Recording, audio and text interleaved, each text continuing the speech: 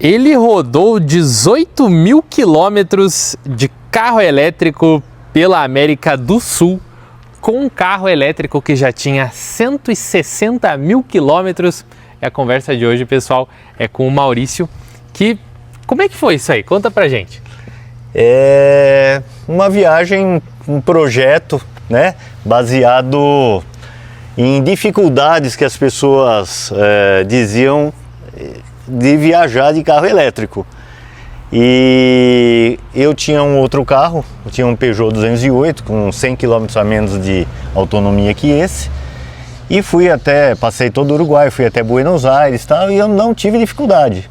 E na volta dessa viagem, minha cabeça já começou a querer inventar moda. Aí no caminho, voltando, eu ia até Santiago. Aí daqui a pouco, Santiago tá perto demais, né? Então, aí eu comecei a subir, cheguei até o deserto do Atacama. Aí Você mapeou uma viagem. Falei, não, vou subindo mais, aí decidi ir até Quito, no Equador. Então você passou, conta aí os países pra gente. Então saí do Brasil, passei pelo Uruguai, passei pela Argentina, passei pelo Chile, passei pelo Peru e cheguei no Equador. Ou seja, temos 1, 2, 3, 4, 5, 6 países. 6 países de carro elétrico. E antes de você me dizer se tem carregador ou não, eu quero ver a quilometragem. Vai lá. Hoje estamos com quanto? 179.998 mil quilômetros, é isso? Exatamente, já vai completar os 180 mil aí. Ou seja, um carro de 180 mil quilômetros que acabou de rodar quase 20 mil pela América do Sul. E agora conta pra gente, tem onde carregar ou não? E aí? Depende. Esse era o meu desafio. Eu queria ter dificuldade em carregamento e saber como resolver problemas. Então, tem país que é tranquilo, o Uruguai é o paraíso. Você anda para tudo quanto é lado, baixa o aplicativo da UTE e tal e anda o país todo. É bom de carregar no Uruguai? Muito. Então, quem tiver a fim de fazer a primeira viagem internacional de carro elétrico, pode ir para o Uruguai, que é tranquilo, é muito bom. Aí, Argentina tem 2 empresas, tem a Shell Recharge. A Shell tá lá. A Shell tá lá, só que ainda tem pouco carro na Argentina, então a política de preços é mais complicado. No Chile, você tem a Copec e tem uma outra empresa que tem essa rede, mas ela é toda distribuída na estrada, então essa é muito fácil. Chile foi bom de viajar também? Foi bom também, então dava para percorrer aí 800 km por dia aí. Né, então, Brasil rápidos. Foi tranquilo? Não, Brasil é um exemplo na América Latina. É o pessoal que fica só aqui, critica a infraestrutura e tal. Isso aqui é o paraíso. Isso aqui, não para de crescer. Se você olha hoje, que você vai fazer uma viagem daqui a um mês, você tem que olhar de novo, porque a toda hora tem carregador novo pipocando por aí. Né? Isso é verdade. Mesmo aqui em centro urbano, em Curitiba, por exemplo, a gente já começa a ver numa mesma rua 4, 5 DCs. Mas conta no detalhe então o Brasil foi tranquilo? Foi super tranquilo. Uruguai tranquilo? Tranquilo. Aí foi pro Argentina? Um pouco pior. Argentina um pouco pior.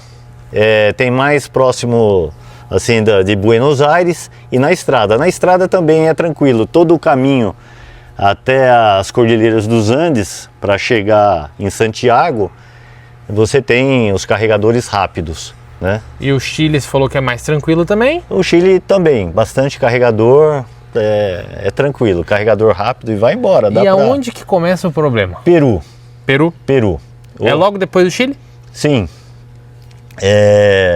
Na hora que você começa a chegar perto de Lima, que é a capital, você tem no PlugShare e no Electromaps, lá não se usa muito PlugShare, inclusive eu atualizei todos os pontos, aonde não tinha eu adicionei no PlugShare, fiz toda a rota, tá tudo sinalizado lá no PlugShare, mas a maioria dos carregadores que nós temos não estão funcionando.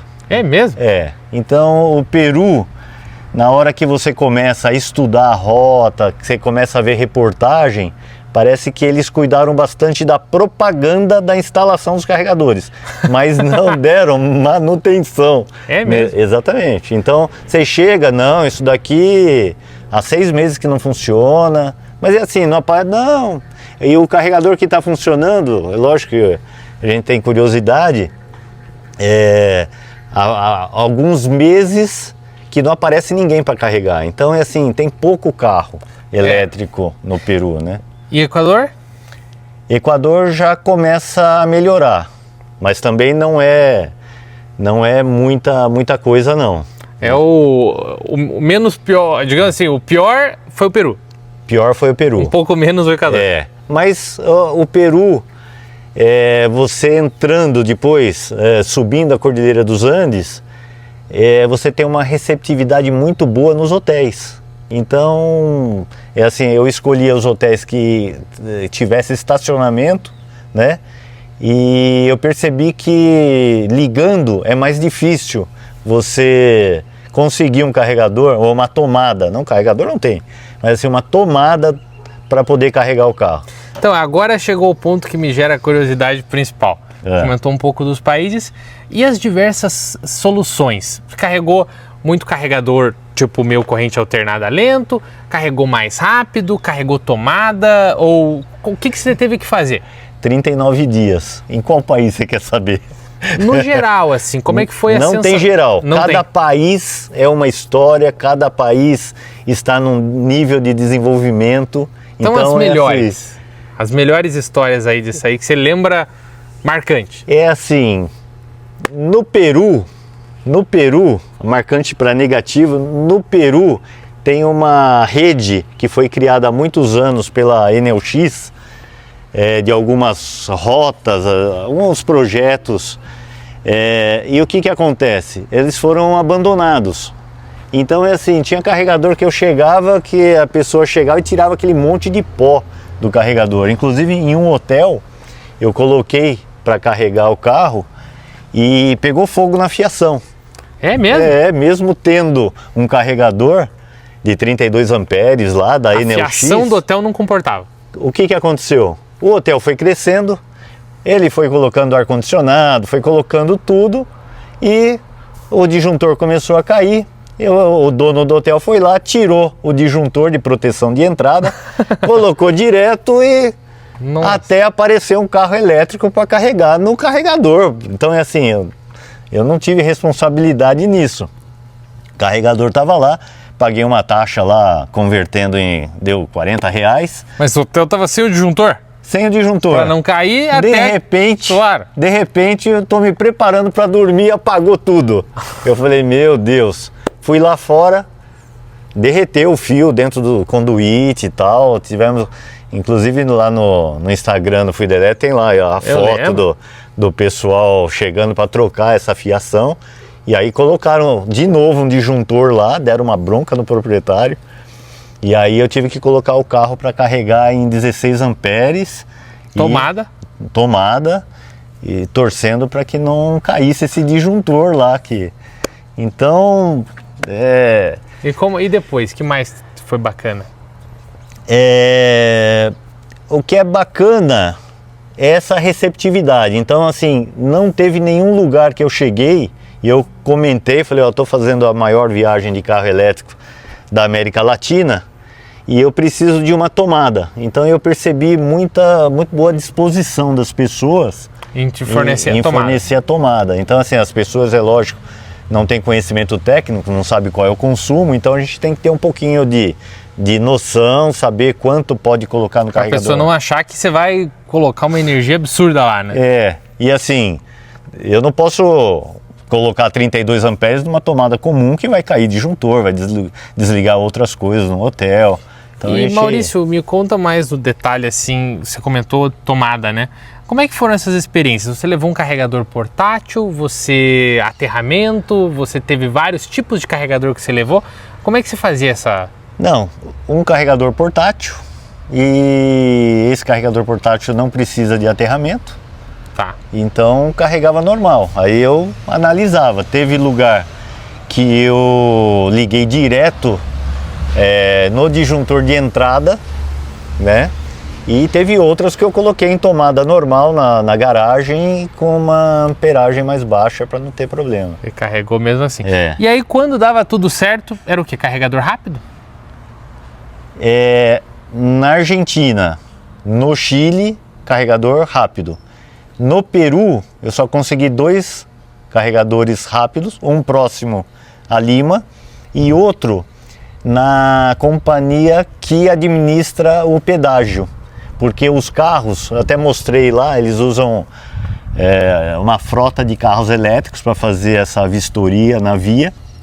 Então, no pedágio, em alguns pedágios, você tem o carregador rápido, mas não tem muita energia disponível. Ele carrega no máximo em 20 kW aí. 20 kW. E aí, nesse percurso, como é que funcionou a parte de cobrança? Carregadores gratuitos, pagos? Na Argentina, eu fiz uma assinatura que você paga na YPF, você paga R$300 e você pode carregar o mês todo em qualquer carregador. Ah, é? Rápido, Não sabia. E aí, ou senão você pode chegar em cada ponto de carregamento e cada gerente de cada posto libera com o cartãozinho dele e ele cobra o valor por quilowatt que tiver. Às vezes o primeiro carregador tinha uma promoção lá que você pagava R$140, carregava o carro independente da quantidade de quilowatts e você tinha direito a 2 café com leite e 2 Media Luna lá para... Ah, é? Então Quanto custou a viagem? A conta de combustível, de eletricidade? Então, de eletricidade eu gastei R$1.900 mais ou menos. Para rodar quase 20 mil quilômetros. Não chegou a R$2.000. Quanto seria de carro a gasolina? R$11.000. Ou seja, conseguiu ser mais barato. Mas aí eu imagino o ritmo de viagem normal, velocidade, como é que foi isso? Aonde tinha carregador rápido, é uma viagem normal. E eu rodava na média aí 800 km por dia. Nossa. Então, assim, é tranquilo. Aonde? Porque eu andei em tudo quanto é tipo de, cordilheira, lugar que não tinha nada. Então teve uma fase da viagem que eu só carregava em hotéis e só em tomadas 220 no estacionamento. Então a minha... Tinha que economizar mais. Tinha que economizar mais. Então eu rodava 380 quilômetros naquele dia, chegava no hotel, mas assim, fala, eu vou rodar 380 quilômetros e já vou parar. No Peru e no Equador, você não consegue rodar mais do que 250 até 300 quilômetros em 10 horas de estrada. Por quê? Porque é muita curva, muito sobe e desce, você não tem como. Você fala, nossa, eu vou rodar. Porque aqui no Brasil a gente é acostumado a pegar rodovia, pegar uma Regis Bittencourt, pegar uma Castelo Branco. E você faz 400, 500 quilômetros rápido, né? Não, rápido, você vai, em 6 horas você percorre isso. Lá não, lá tem vários trechos que você não consegue passar de 30, 40 quilômetros por hora. E aí me diz, o carro tá inteiro? Como é que tá o carro? 100%. É? 100%. Esse carro não é meu, é do Marcos Paulo, do Diário do Carro Elétrico. Ele, quando ficou sabendo da minha viagem, que eu tenho um Yuan Plus verde igualzinho esse, ele é só um ano mais novo, ele entrou em contato comigo e falou, eu te desafio aí com o Yuan Plus mais rodado do Brasil, que ele me entregou aí com 160 mil quilômetros. Eu falei, eu topo, porque eu confio muito no carro elétrico. E aí quando eu peguei uns 20 dias antes da viagem para rodar, para ver se o carro estava bom, e eu percebi que o meu carro com 16 mil e esse carro agora com 180 mil... Tava quase igual. É assim, suspensão, amortecedores são os originais. Pastilha de freio, na última revisão que ele fez, estava com 40% consumido. Então é assim... Carro elétrico não tem o que desgasta, né? Não tem correia dentada para trocar, não tem vela, não tem nada. O que gasta? É só suspensão. E como ele estava firme, estava tudo bem, Foi embora, tranquilo, foi... Legal. E assim, uma dúvida que eu tinha, eu até fiquei muito curioso, esse comparativo entre o novo e o rodado, assim, para mim foi maravilhoso ir com um carro igual o meu, e de bateria ele tem 91% de vida, ou seja, ele degradou 9% nessa quilometragem toda, né? Nossa, Então, 9%, 91% da vida útil, o carro tem quase 200 mil quilômetros. E é sendo assim, que o primeiro ano é o pior de degradação, né? Depois é mais tranquilo. e assim, quanto que ele perdeu de autonomia? Eu não percebi nada, É mesmo? não percebi. Então é assim, se você andar, ao invés de 110, andar a 100 por hora durante 1 hora, você compensa essa diminuição. Essa eventual diminuição. E eu não percebi nada. Eu vim de São Paulo agora, estou aqui em Curitiba, e é assim, rodei 433 quilômetros com uma carga, cheguei no hotel ontem com 8% para carregar, achei uma autonomia... Você não parou para carregar de São Paulo para Curitiba? São Paulo até o hotel, cheguei no hotel com carregador, coloquei para carregar, já está com 100%, e tudo tranquilo, tudo... Que legal. Né?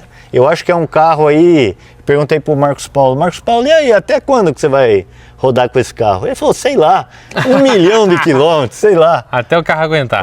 Eu acho que é um bom estudo, né? Bom parâmetro, né? Bom parâmetro. No Equador, tem uma área, uma cidade chamada Loja, que não tem carregador, não tem nada. E assim, no Equador é tudo 110. Você não acha tomada 220. É muito difícil. Eu consegui numa oficina da BYD numa cidade chamada Loja, onde tem 45 táxis da BYD, aquele E5, sabe aquele sedã? Sei, aquele antigo já. É, antigo. E tinha carro lá rodando com 730 mil quilômetros. É mesmo? É. Aonde isso? Em Loja, no Equador. No Equador. Montaram uma... Os E5, aqueles antigos sedã. Teve até viatura aqui em Curitiba, em São Paulo, teve uma cidade, né, que tinha viatura. Acho que São José dos Campos, né? É. E aí, assim, o cara falou, olha, esse carro tem tudo anotado na ficha lá, trocou o amortecedor 3 vezes, né? O de lá, com 730 mil quilômetros. E ele estava com 77% de capacidade de bateria. Então eu vi o motorista lá, conversei com ele e tal. 700 mil quilômetros com 77% da capacidade. Que legal, né? É incrível, achei... assim, é gostoso, né? Você ter um carro que você sabe que tem muita longevidade. É fenomenal. Muito bom, né?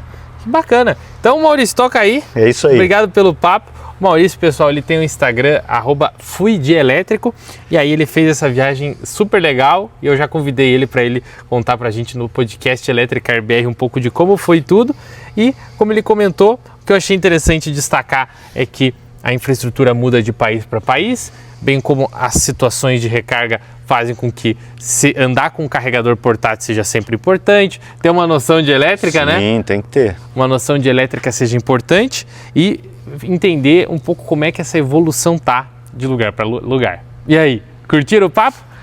@fuidielétrico vai ter um podcast completão contando essa história que passou pelo Brasil, Uruguai, Argentina, Chile, Peru, Equador, a maior viagem de carro elétrico da América Latina e aqui, né, el viaje em auto elétrico mais largo de América Latina. É isso aí. Valeu!